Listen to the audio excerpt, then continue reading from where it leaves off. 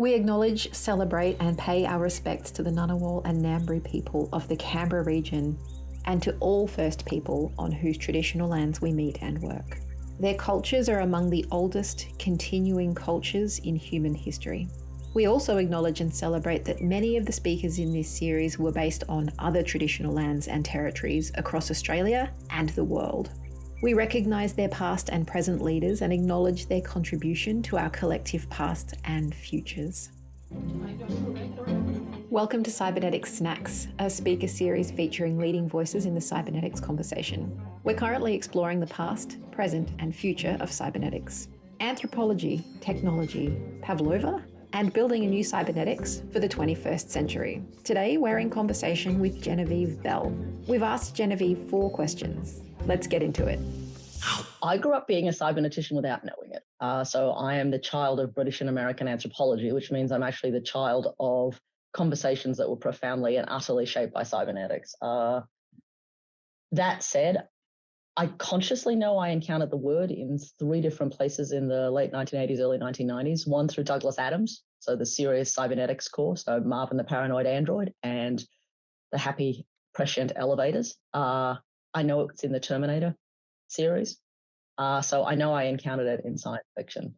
I also know I encountered it in the footnotes of a couple of key anthropological texts that I would have been reading as an undergraduate. So it is actually in Geertz, so Clifford Geertz's Interpretations of Culture. It finds its way into the footnotes. It's in Ward Goodenough's and Anthony Wallace's notions of cultural revitalization, and it's lurking in Bateson and also Skip Rappaport, all of whom were anthropologists I was reading in the late 80s. So I encountered it in lots of places, but I'm not sure it was anything other than a kind of an echo.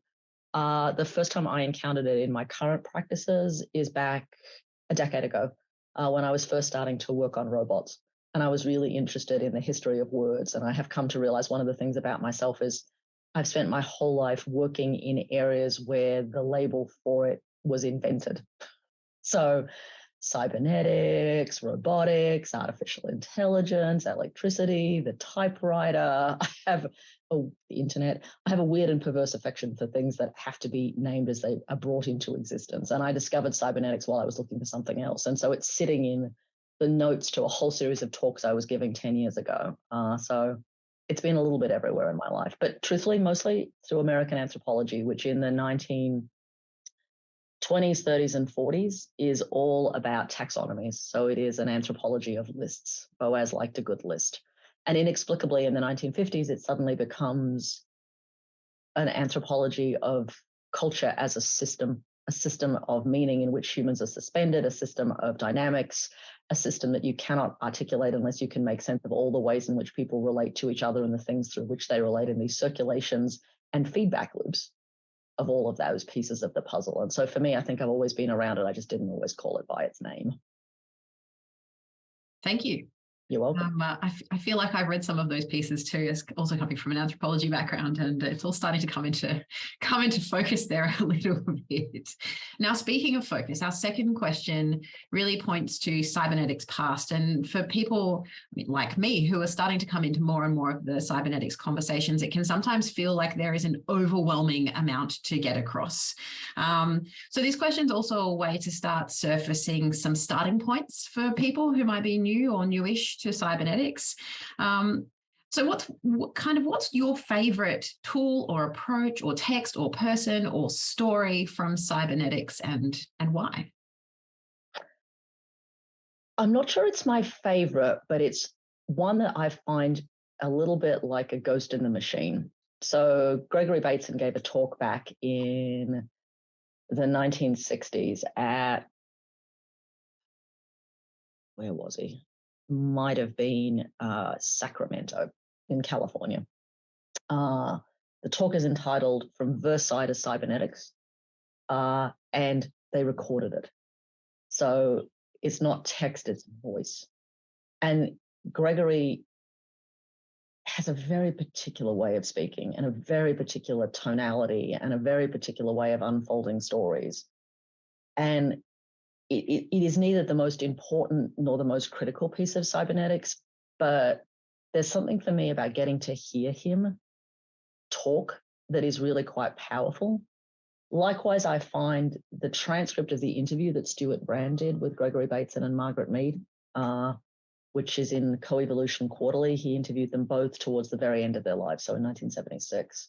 And they're reflecting on the arc of their lives together and their lives as individual thinkers. I find that a kind of fascinating reprise. And Mary Catherine Bateson then reflecting on what it was like to be at the Macy's conferences. Now, why do I think all of those things are interesting? Because they're clearly not necessarily about the theoretical impulses inside cybernetics. I find them interesting because all disciplines arise, at least in my mind, out of individual biographies and individual preoccupations. And it's nice not to have those preoccupations and people be utterly flat artifacts, but have a little bit of texture, and to realize that people were encountering it in completely different ways and in completely different moments. And so having Gregory Bateson, Margaret Mead, and Mary Catherine, so Gregory and Margaret, who were married at the point that the Macy's conference kicks off in New York City, but who are already separated by the time the Macy's conference ends. Mary Catherine, who was a very small child at that conference. The three of them have completely different notions about what was going on there. And listening to them reflect on completely different standpoints on the same moment gives you a sense of the ways in which there will always be different through lines. There'll always be different interpretations. It lets you think about gender. Margaret's really clear about why Gregory has a completely different lived experience than she does. And she has a completely different memory of what's going on than him. And Mary Catherine has a completely different one again. And there's something for me about realizing that there's always going to be multiple voices, that those voices are all going to have different interpretations. And those interpretations are as much about where people are coming from and how they are made sense of in those contexts. And all of those, for me, are useful ways of remembering that while cybernetics may appear to be a coherent set of pieces, it is, of course, always and already complicated by who's telling the story. And I think, a lot of what you're talking about there is also reflected in the speakers we'll have coming through this series. We get the privilege of hearing from the people doing the thinking and hearing the multiple perspectives in the room. This is a good point to remind people who are watching that at the end of this session, we will upload in the next week or so a snack pack, take-home snack pack from this talk onto our website. And we will include the references that you've mentioned there, Genevieve, so that people don't have to try and hunt hard for them, that they're just there ready for you to take home. Thank you. That's some really wonderful stuff that we can all go away and have a look at. Which takes me to question 3, which is cybernetics present. And one thing that we are thinking about in the present is thinking about how we apply cybernetics to social challenges. It's easy to kind of get caught up and think this is all one big theoretical activity, but creating change in the world was something that's really embedded in the earliest cybernetics conversations onwards. And I was wondering if you could reflect on maybe one example of where you've seen cybernetics applied to create or shape or improve something in the world around us today.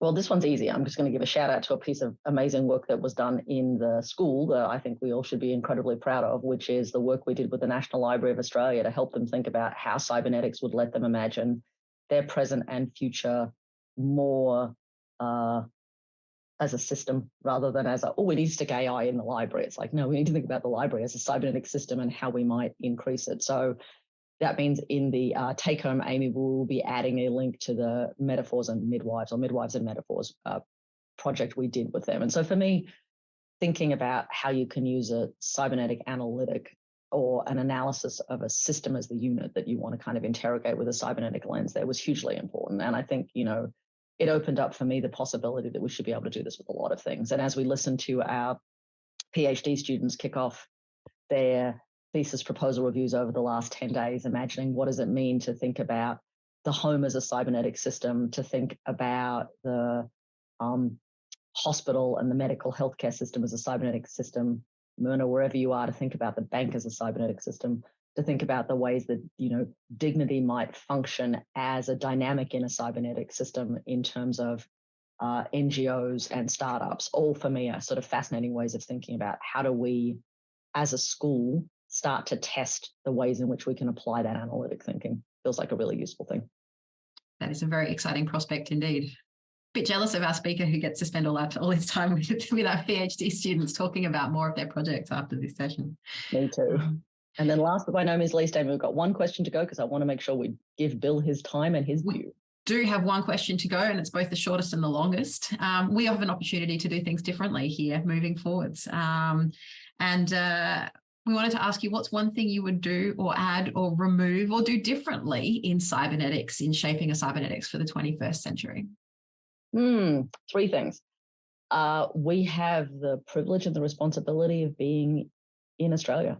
We have the privilege and the responsibility of being on lands that have been continuously occupied for 60,000 years, where people have been shaping knowledge and building the world in a way that is obviously profoundly cybernetic, in a way that was always about threading together the human, the ecological, and the technical. So our practice needs to start there. And it needs to start with the fact that we have an extraordinary body of knowledge to work with and continue. So that's one way it's different. I think the second way it's different is that we need to invite a whole lot more voices into the conversation than were invited in the 1940s. Mead and Bateson and Rena did a better job than many in terms of having women in the room, in terms of having not American voices in a room that was in America. We need to do a much better job in terms of diversity of lived experience, of gender, of backgrounds, of preoccupations, of disciplines, and not to create a cacophony of voices, but to help thread into some new set of practices. So for me, it's about how do we consciously and deliberately start where we are? How do we ensure that we have a diversity of voices and experiences in the room that we hold in conversation, as discomforting as that might be? And I think the third piece for me is that we don't get so dogmatic about it that we become the keepers of the fifth order or the fourth order in such a way that we then insist that no one is welcome if they don't do it our way. So for me, it's about starting where we are, inviting a range of voices in there, holding them in conversation, and then ensuring that what we build has room for a whole lot of other people to take it forward. Excellent. So just a few small challenges ahead then. No pressure, hashtag. And I think one of the things, to your point about diversity, one of the things that's been interesting to me putting this series together is trying to find a diversity of voices, but actually really coming up against not being able to find a deep diversity of voices from across the cybernetics arc in the past. And so it's definitely one thing that that we'd be looking to change in the future. Absolutely. Well, with that, Genevieve, I'd like to say thank you for tackling those first 4 questions for us and for introducing the series and really putting it into the context of what we're trying to do here at the Australian National University. It means a lot to have some of your time and hear some of your reflections on the work that we are doing and on the work of cybernetics more broadly. We will also be putting out a snack pack afterwards on the website with some more readings and resources to check out, both of yours and the things that you've talked about today. And you will taunt me at the very end with a pavlova. Those of you who don't know me well don't understand, but pavlova is the most favoritist of my desserts, and the dessert for which I will, not quite sell my soul, but it would come close. Want more? Check out the snack pack in the video description for bonus content and resources.